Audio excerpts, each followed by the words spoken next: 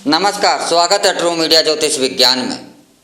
आज हम बात कर रहे हैं कि हम जल की उपासना, जल को पूजनीय और जल की पूजा क्यों करते हैं।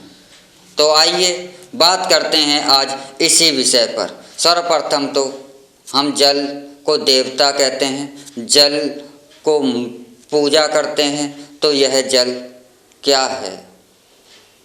क्या जल के बिना, क्या पानी के बिना यह जीवन की कल्पना भी संभव है?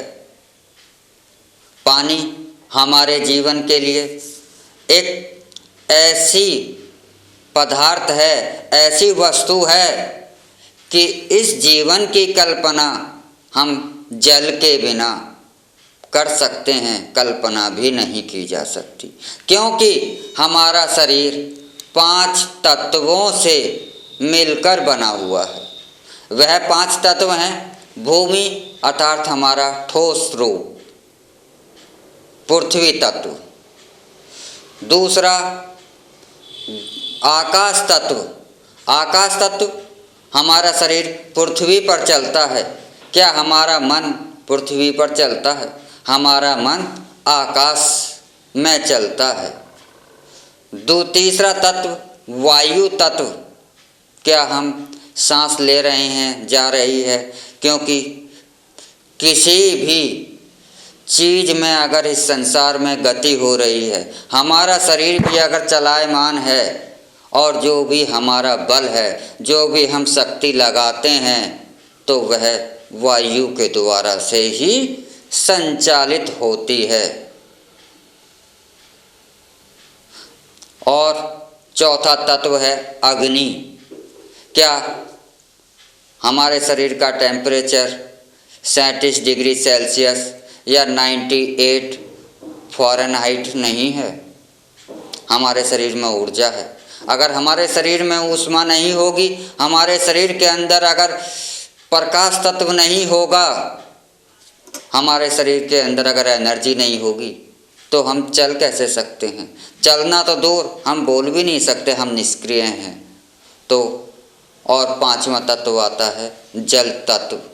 हमारे शरीर का 60% से ज़्यादा हिस्सा जो निर्मित है वह जल के बिना, वह जल से ही निर्मित है।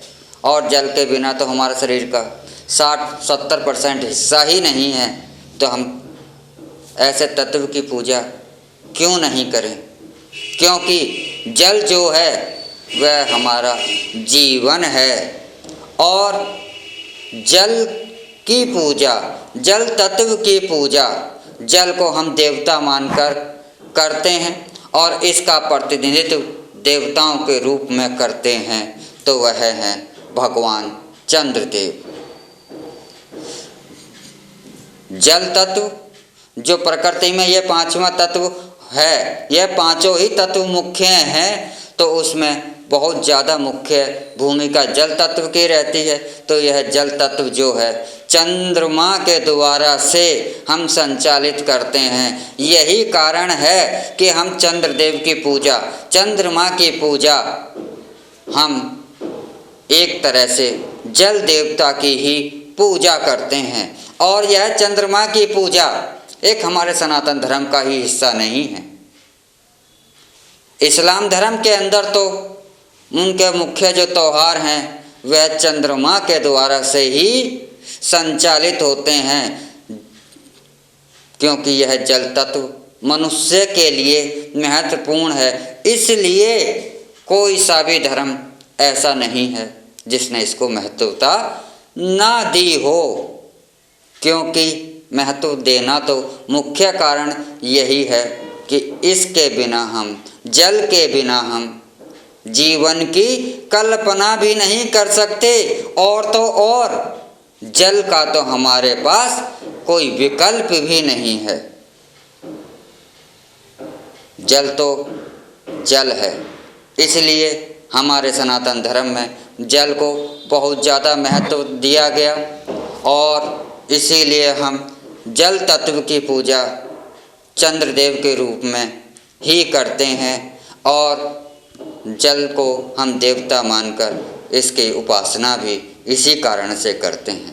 तो इसी के साथ हम आपसे इजाज़त चाहते हैं। अगले एपिसोड में हम आपसे फिर मिलेंगे एक नए विषय के साथ, एक नई जानकारी के साथ। तब तक आप हमारा ट्रू मीडिया ज्योतिष विज्ञान को लाइक, शेयर, कमेंट करना ना भूलें। और जो दर्शक हमसे नए जुड़े हैं वह जल्द से जल्द हमारे इस चैनल को सब्सक्राइब कर लें। ओम नमः शिवाय। भगवान भोलेनाथ सबका कल्याण करें।